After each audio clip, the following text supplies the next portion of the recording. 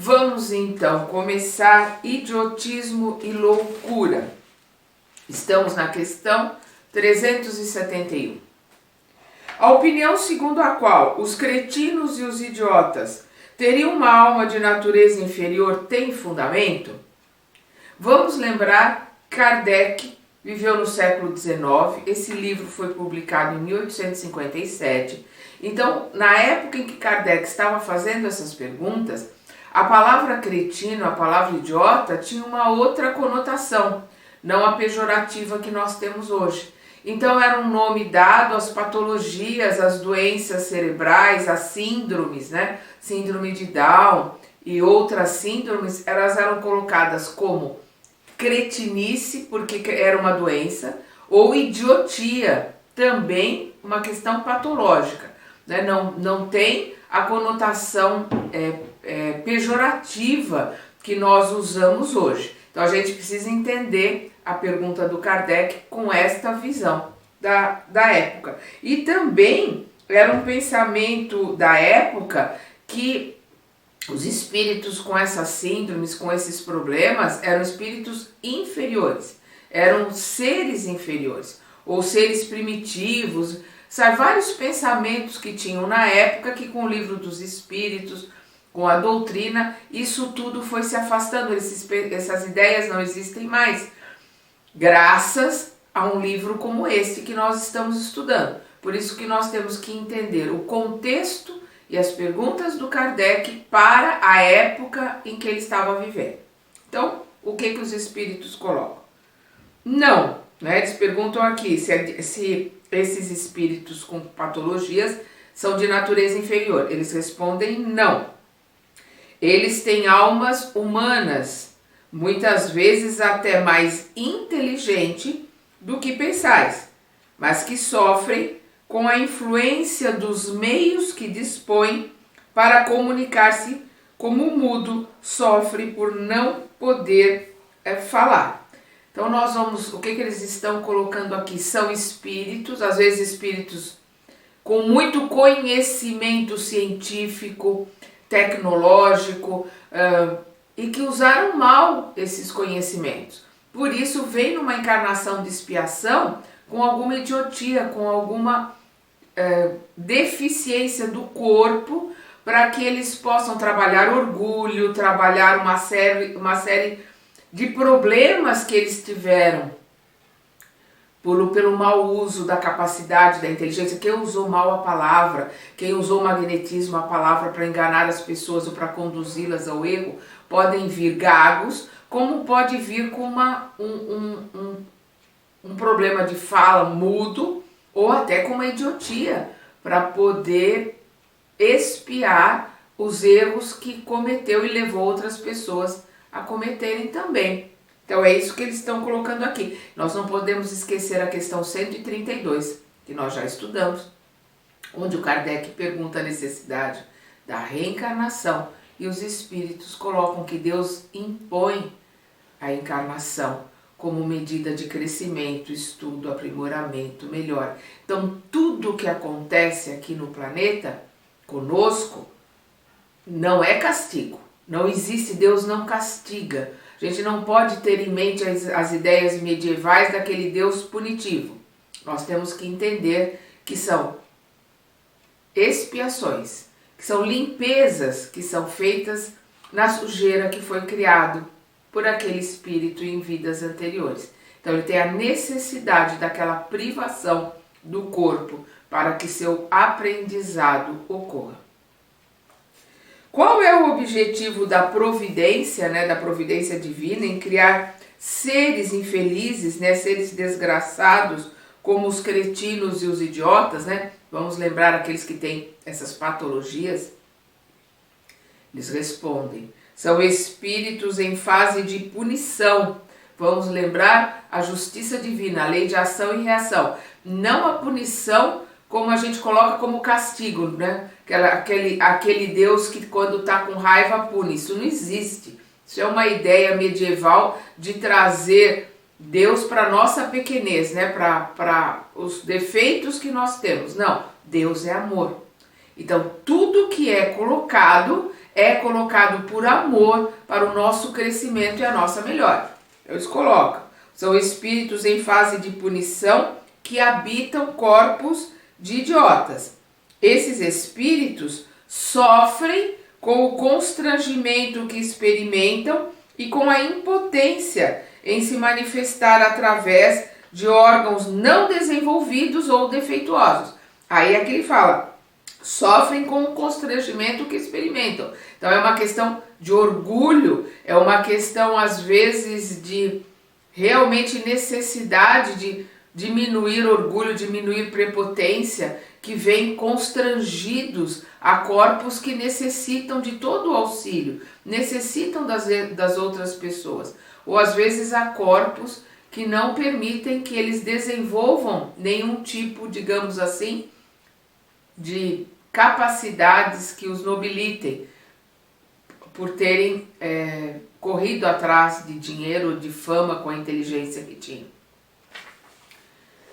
Aí o Kardec continua na mesma pergunta. Então não é exato dizer que os órgãos não têm influência sobre as faculdades? Eles respondem, nunca dissemos que os órgãos não exercem influência. Então nós temos que lembrar que os órgãos não são a causa. A causa é o espírito. Então o espírito, através do comando ao perispírito, vai montar um corpo. E o corpo ser deficiente, seja qual for o grau de deficiência, é uma causa, é um efeito e não a causa. A causa foram atitudes, pensamentos, escolhas que aquele espírito fez em vidas passadas. Aquele estado do corpo é consequência, a lei de Deus, de ação e reação. Então eles colocam, nunca dissemos que os órgãos não exercem influência. Eles exercem uma grande influência sobre a manifestação das faculdades, mas não as produzem. Aí está a diferença. Um bom músico com um instrumento ruim não produzirá boa música, e isso não impede de ser um bom músico.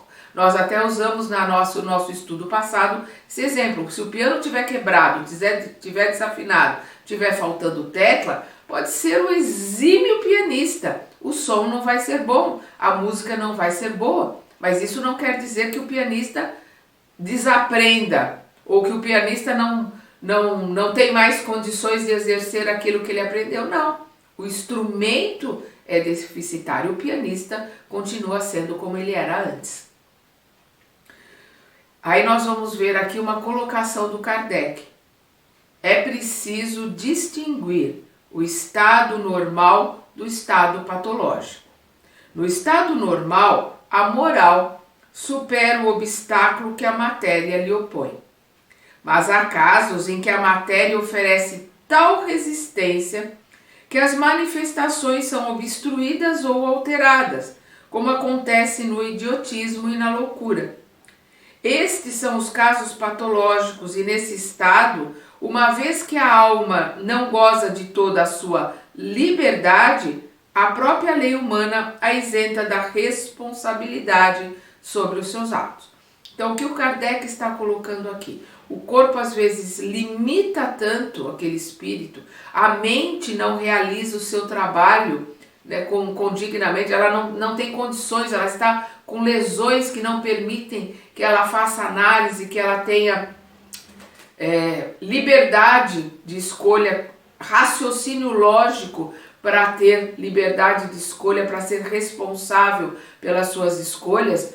Então as nossas próprias leis que são precárias, que são rudimentares, isentam aquele ser humano com uma loucura ou com uma deficiência mental da responsabilidade dos seus atos. Quanto mais as leis de Deus que são profundas. Aquele espírito está ali para aprender, porque quando ele se desloca, né, ele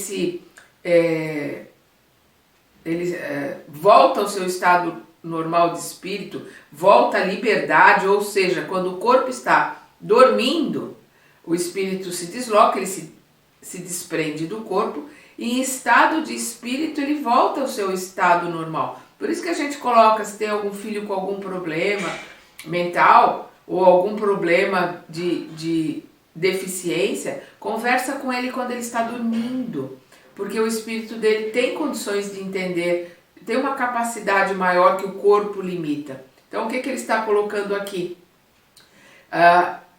Aquela deficiência é um aprendizado, porque o corpo, o espírito, quando se vê fora do corpo, ele vai sentir o constrangimento, ele vai sentir todo o problema que ele está vivendo ali, naquele corpo tão deficitário. E refletir sobre isso, é esta a necessidade que ele tem de aprender. É este o motivo daquele espírito que não tem problemas mentais estar inserido, estar na Terra num corpo deficitário. Qual pode ser o mérito da existência para seres que, como os idiotas e os cretinos, né, que são os que têm problemas patológicos, não podendo fazer o bem nem o mal, encontram-se impossibilitados de progredir? Então, qual é o sentido se eles não podem progredir? E eles tornam a explicar. É uma expiação imposta pelo abuso que tenham feito de certas faculdades. É um tempo de suspensão. É um estacionamento. Então, aquele corpo ali não vai progredir, ele não tem condições de assimilar, de aprender. Dependendo do estado, né, de deficiência mental que ele não tem responsabilidade sobre os seus atos, mas o espírito, quando ele está desligado do corpo, o espírito está vivenciando, está presenciando tudo aquilo, e isso serve de lição, de aprendizado para o espírito. E é o estacionamento, ele vai ficar, aquela encarnação, em termos de aprendizado, de tecnologia, de aprendizado da Terra, ele está estacionado. Mas como espírito, ele está recebendo ali lições primorosas para o seu desenvolvimento, para o seu entendimento. Se ele souber assimilar, vai depender de cada um sempre. Depende do nosso livre-arbítrio, da nossa vontade de se modificar. Ele continua na mesma pergunta. Assim, um corpo de idiota pode trazer em si um espírito que tivesse animado um homem de gênio numa existência precedente? Quer dizer, um cientista, um homem muito inteligente, uma mulher muito capaz, né? Um ser humano muito capaz? Sim, às vezes a genialidade torna-se um flagelo quando se abusa dela. Então, aquele corpo ali pode ser um grande cientista, pode ser um grande musicista, um grande escritor, mas é o que ele diz. A genialidade torna-se um flagelo quando se abusa dela. Palavras do Kardec aqui. A superioridade moral não está sempre na mesma proporção da superioridade intelectual. E os maiores gênios podem ter muito a expiar. Muito. Nós vemos, principalmente nos dias de hoje, a gente tem isso muito claro. A ciência, a tecnologia, a medicina, tudo caminhando, tudo se desenvolvendo num progresso assustador. Para quem tem a minha idade, chega a ser assustador. Mas o desenvolvimento moral não acompanha. Nós vemos que dentro da moralidade, da sabedoria, nós não estamos muito diferentes do que estávamos, por exemplo, na época de Jesus. Por isso que passados 2000 anos, nós ainda temos tanta dificuldade para entender os ensinamentos de Jesus. Então, repetindo aqui, a superioridade moral não está sempre na mesma proporção da superioridade intelectual, e os maiores gênios podem ter muito a expiar. Disso resulta, muitas vezes, uma existência inferior àquela que eles já realizaram, e uma causa de sofrimentos. Os entraves que o espírito experimenta em suas manifestações são como correntes, reprimindo os movimentos de um homem forte. Quer dizer, ele está ali como se estivesse, aquele corpo está acorrentado, né? Está tolhido. Pode-se dizer que o cretino e o idiota são estropiados do cérebro, assim como o manco o é das pernas e o cego dos olhos. Então, da mesma forma que por necessidade de aprendizado, por erros anteriores, um corpo vem desprovido de audição, desprovido de fala, desprovido de visão, ou incapacitado de andar, aqueles que são incapacitados de analisar, de pensar, o cérebro vem tolhido, o vem por necessidade de aprendizado, por necessidade de entendimento do que fizeram em vidas passadas com a inteligência que tem, com o conhecimento que tem. Perderam essa inteligência, esse conhecimento? Não. O espírito não perdeu nada. Como ele diz, como um homem forte amarrado, né, por correntes de ferro, ele está ali, aquele espírito inteligente, com muita cultura intelectual, com muita cultura do mundo, do planeta Terra, faltando aprendizado moral, ele está ali preso, amarrado, para que o outro lado, o lado espiritual, digamos assim, moral, de sabedoria dele, possa aprender as lições e se modificar. O idiota, no estado de espírito, ou seja, né, o que é esse estado de espírito que o Kardec está perguntando aqui? É o desdobramento do sono, a hora que sai do corpo e volta para o seu estado de espírito. Eu vou repetir. O idiota, no estado de espírito, tem consciência do seu estado mental? Olha a resposta. Por isso, o aprendizado. Sim, com muita frequência. Ele, quando se desloca do corpo, quando ele sai em desdobramento durante o sono, ele tem consciência de que ele está amarrado, ele tem consciência de que ele não pode realizar as coisas que ele sabe, que ele não tem condições, ele tem consciência daquele vaso completamente deficitário, daquele vaso quebrado em todos os sentidos que ele está utilizando aqui na Terra, e que isso é uma lição para ele. Isso é para que ele faça uma análise dos erros que cometeu com a inteligência, com a sabedoria que tem. Então, o idiota no estado de espírito tem consciência do seu estado mental? Sim, com muita frequência. Ele compreende que as correntes que obstruem o seu voo são uma prova e uma expiação. Porque sempre uma expiação vai ser uma prova. Uma prova necessariamente não é uma expiação. Então nós podemos estar passando por uma prova para provarmos que aprendemos a lição, para provarmos que entendemos e que somos resilientes, que temos capacidade de entender todo o processo, podemos mudar de lição. E a expiação é limpar aquilo que sujamos. E a expiação sempre é uma prova, porque dependendo de como passamos pela expiação, vamos ter que repeti-la também. Qual é a situação do espírito na loucura? O espírito no estado de liberdade. Qual que é o estado de liberdade? Né? Fora do corpo, o espírito em desdobramento. Então, o espírito no estado de liberdade recebe diretamente suas impressões e exerce diretamente sua ação sobre a matéria.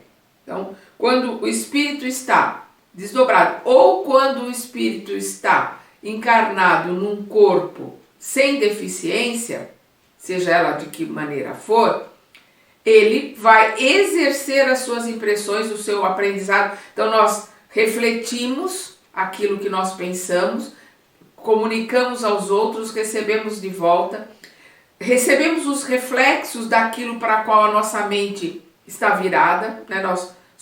A nossa mente é o espelho, vamos lembrar Emmanuel, a mente é o espelho da vida em toda parte.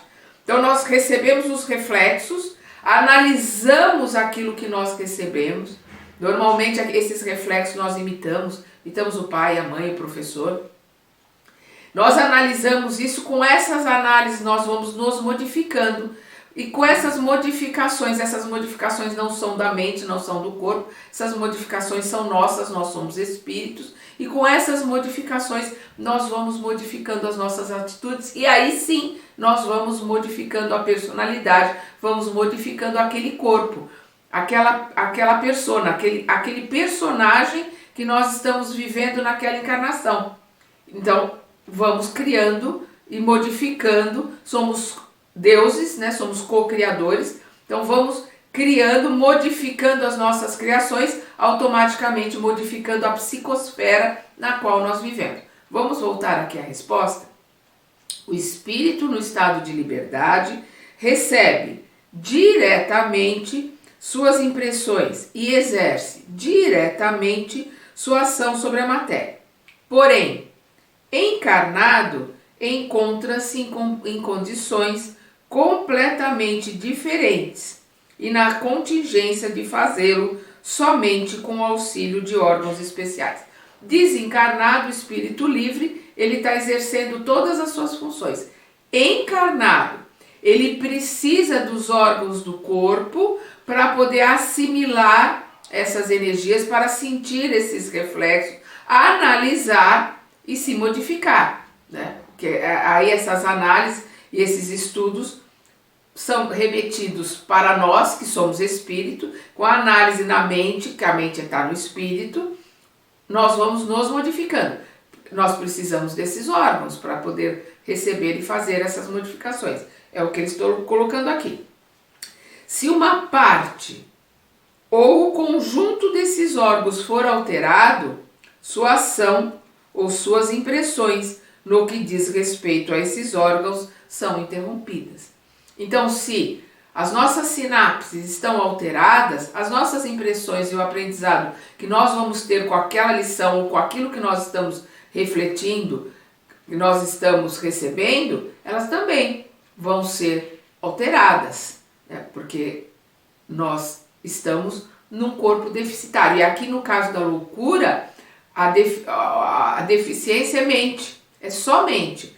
Ela não é, no caso da idiotia, por exemplo, a mente não tem condições nem de receber instrução, nem de receber as frequências, as energias. No caso da loucura, ela recebe, mas ela não tem dentro a sua capacidade de sinapse, a sua capacidade de análise, de razão coerente, porque ela está influenciada por lembranças ou por sentimentos ou por estados de vidas passadas. Ela está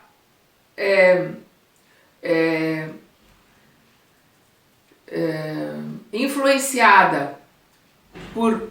Nós vivemos no condomínio pela psicosfera que aquele espírito atrai para si, então ela vai ter os obsessores com ela que vão canalizar e aumentar esse aspecto de não conseguir ter uma cognição, não conseguir pensar e analisar, que é o estado da loucura, né? Que tem vários graus, a esquizofrenia e outros graus até chegarem a graus maiores. Então, tem os graus de achar que é perseguido, tem os graus de achar, de ouvir vozes, de viver numa outra realidade. Tem vários estágios de loucura, mas todos eles localizados na mente, né? Na mente do encarnado, por necessidades de aprendizado, de limpeza, de expiação. Então, vamos repetir aqui. Se uma parte ou o conjunto desses órgãos for alterado, sua ação ou suas impressões, né, que é a sua capacidade de análise, ou no que diz respeito a esses órgãos são interrompidos. Se perde os olhos, torna-se cego. Se perde os ouvidos, torna-se surdo, etc. Agora, imaginai se o órgão que rege os efeitos da inteligência e da vontade for parcial ou inteiramente atacado ou modificado.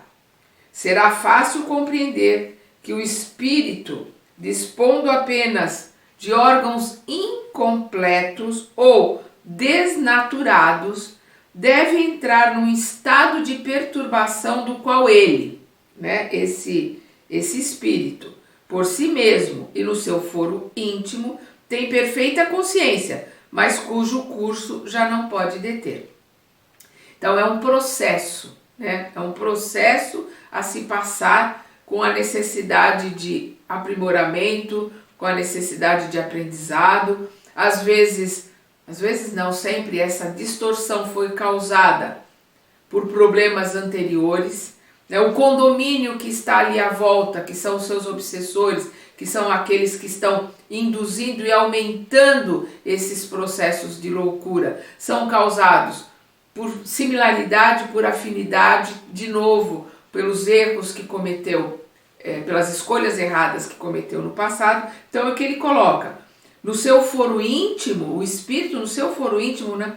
O espírito mesmo separado do corpo físico, tem perfeita consciência, mas cujo curso não pode deter. Ele pode ali, deslocado do corpo, ele vai ter consciência, ele vai ter uma análise diferente, mas ele não tem como deter, ele não tem como modificar aquele estado das coisas, porque aquilo é uma reação a uma ação que ele cometeu.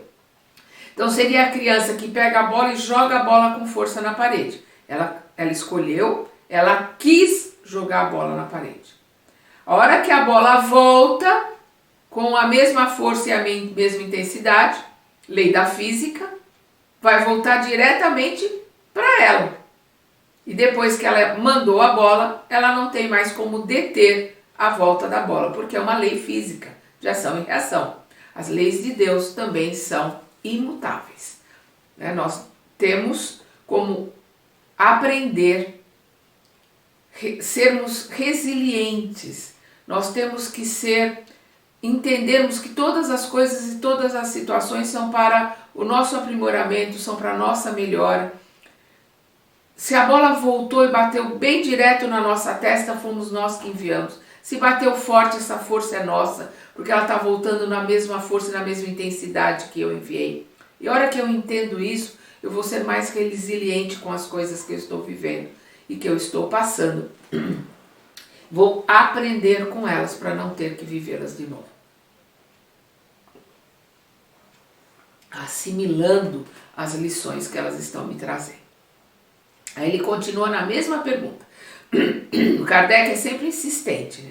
Então, é sempre o corpo e não o espírito que está desorganizado? Os espíritos respondem sim, mas é preciso não perder de vista o fato de que, assim como o espírito age sobre a matéria, a matéria, reage sobre ele, espírito, numa certa medida. E que o espírito pode encontrar-se momentaneamente impressionado pela alteração dos órgãos pelos quais ele se manifesta e recebe suas impressões.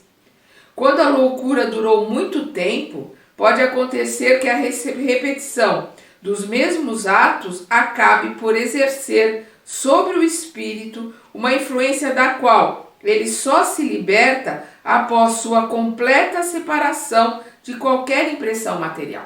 O que ele está colocando aqui? Que dependendo da situação, vamos lembrar que aqui, quando ele pergunta, quando perguntam para ele se fora do corpo o espírito tem consciência, tem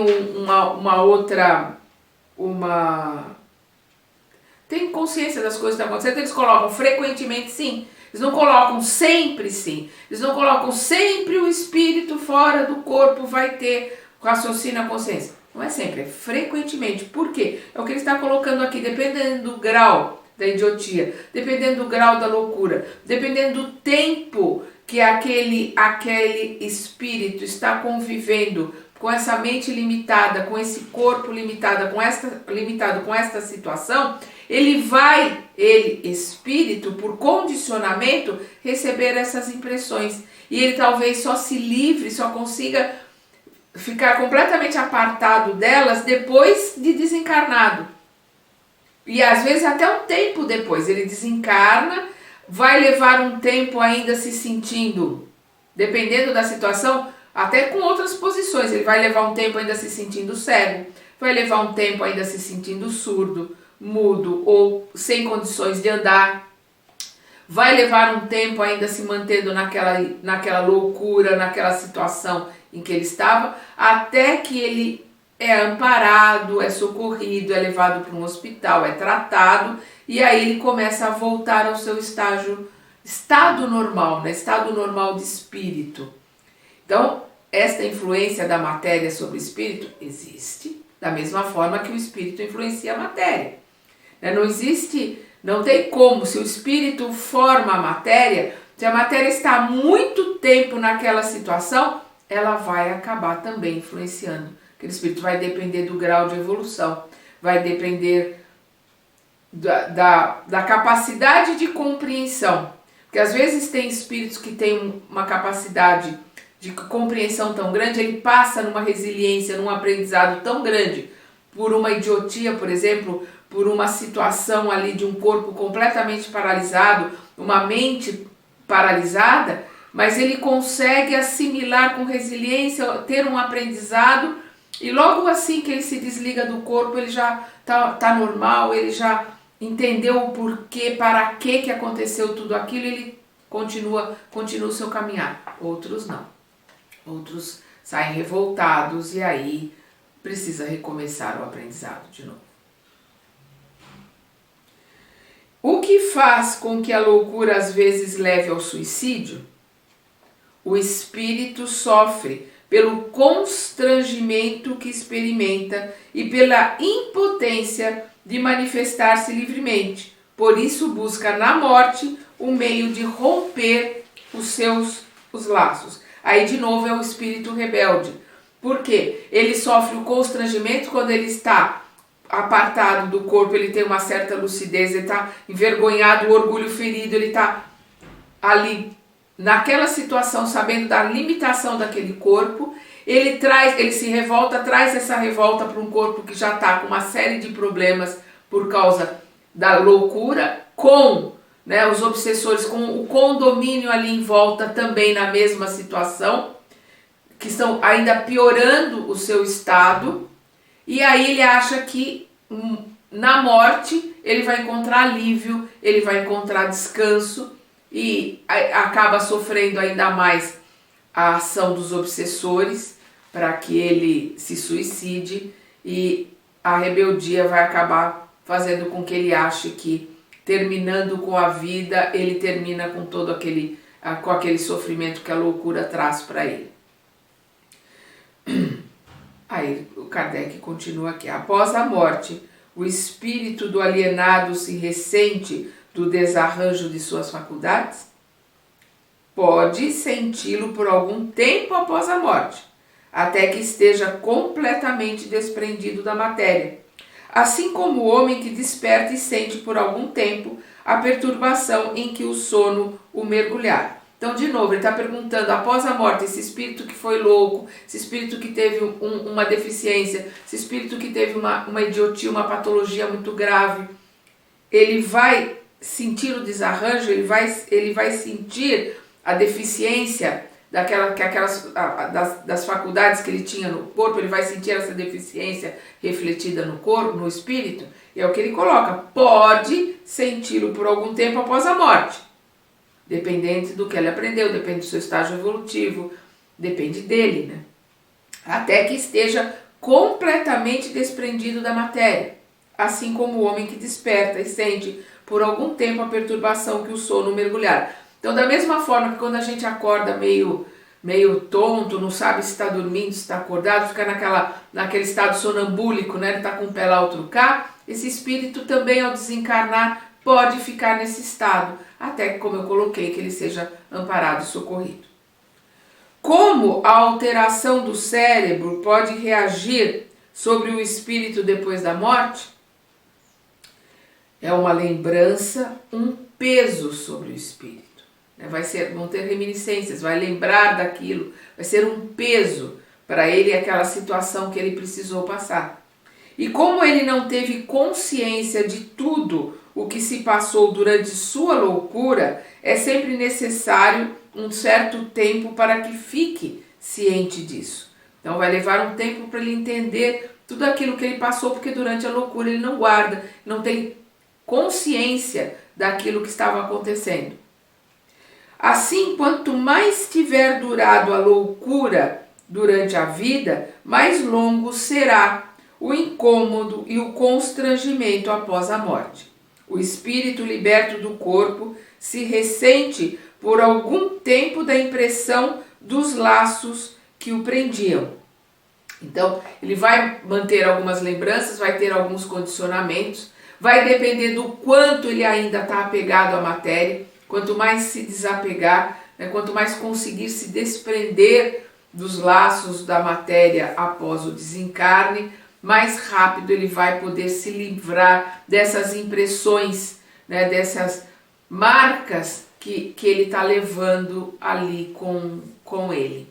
Então nós vemos aqui o Kardec perguntando sobre um estado e situações que afligem muitos pais, porque além daquele corpo que está passando por essa situação, nós temos que entender que os pais, a família, por necessidade de aprendizado, de expiação, por necessidade de reparação por escolhas, por atos que realizaram em vidas passadas, tem necessidade também desta situação. Então ninguém é pai de uma criança com deficiência por acaso.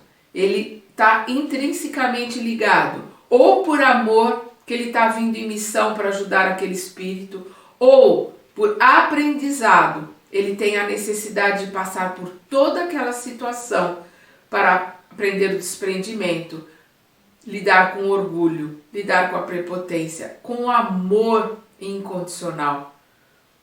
Porque nós temos dificuldade em amar verdadeiramente, incondicionalmente. Nós temos o sentimento de posse, mesmo às vezes com os filhos com problemas, os pais às vezes continuam, ainda não conseguem se desprender, não conseguem entender a necessidade que é do amor incondicional, seja qual for o estado do filho. Se ele for um gênio, nós não podemos ter com isso uma ideia de que, nossa, o meu filho é lindo, maravilhoso, é um gênio. Não, ele é meu irmão, ele é filho de Deus, ele foi colocado nos meus braços para que eu o auxiliasse a começar os seus passos. Da mesma forma, o filho com deficiência mental, preso a uma cadeira de rodas, sem mobilidade nenhuma, sem capacidade de entendimento, da mesma forma, ele é um irmão que foi colocado nos meus braços para que eu o auxilie a passar por essa expiação tão forte, passar por essa prova tão difícil, e que para mim, pai e mãe, também é uma prova difícil pela qual nós temos que passar com resiliência, com muito amor, com amor verdadeiro, com amor incondicional e principalmente com a certeza de que Deus é amor como a gente não consegue nem imaginar o que seja esse amor, de uma justiça e de uma misericórdia. Ele é extremamente misericordioso na sua justiça, extremamente justo na sua misericórdia. E nós não podemos esquecer disso. Isso se chama ter fé. Nós precisamos fortalecer sempre a nossa fé, para que o nosso caminhar seja sempre de auxílio ao próximo, de servir o melhor possível ao nosso próximo, ao próximo mais próximo, né? Que é a família de uma forma geral, e principalmente aprendermos todas as lições que a vida nos oferece, aprendermos sempre, crescermos sempre, mudarmos sempre, melhorarmos sempre. É esse o objetivo que nós temos aqui na nossa encarnação. Vamos continuar então no nosso próximo estudo falando sobre a infância. Até lá!